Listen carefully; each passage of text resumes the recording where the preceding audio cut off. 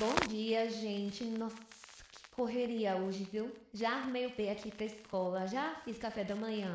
E vocês lembram que eu falei que minha mãezinha tava doente, né? Pois é, ela deu uma piorada. E aí eu vou ter que correr, além de tudo isso.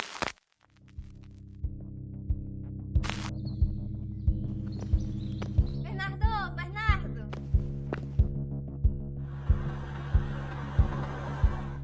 Oi, Bernardo, tudo bem? Sou eu, a tia Julie. Sua avó tá doente, né? Sua mãe pediu pra eu vir te buscar na escola, tudo bem? E ela mandou isso aqui pra você, olha. Você vem comigo? Vamos.